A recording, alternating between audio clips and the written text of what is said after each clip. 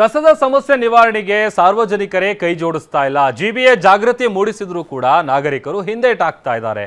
ಕಸ ಎಸಿತಾ ಇದ್ದವರಿಗೆ ಬಿಸಿ ಮುಟ್ಟಿಸಿದ್ದಾರೆ ನಿವಾಸಿಗಳು.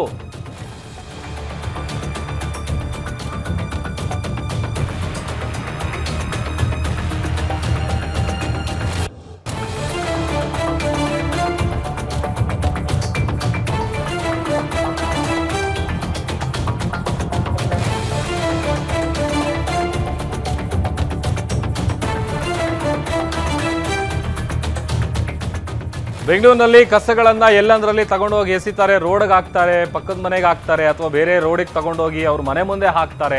ಇದಕ್ಕೆ ಸಂಬಂಧಪಟ್ಟಂತೆ ಜಿಬಿಎ ಜಾಗೃತಿಯನ್ನ ಮೂಡಿಸ್ತಾ ಇದೆ.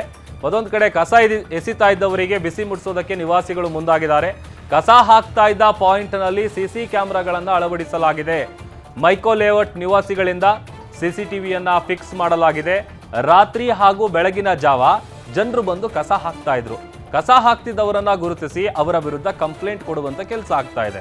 ಅಂದ್ರೆ ಸಿಸಿಟಿವಿ ಫುಟೇಜ್ ಏನಿರುತ್ತೆ ಆ ಫುಟೇಜ್ನ ತಗೊಂಡು ಆ ವಿಡಿಯೋ ಸಮೇತ ಜಿಬಿಎ ಅಧಿಕಾರಿಗಳಿಗೆ ಕಂಪ್ಲೇಂಟ್ ಅನ್ನ ಕೊಟ್ಟಿದ್ದಾರೆ. ವಿಡಿಯೋ ಆಧರಿಸಿ ಕಸ ಹಾಕ್ತಿದ್ದವರಿಗೆ ಜಿಬಿಎ ಫೈನ್ ಅನ್ನ ಹಾಕ್ತಾ ಇದೆ.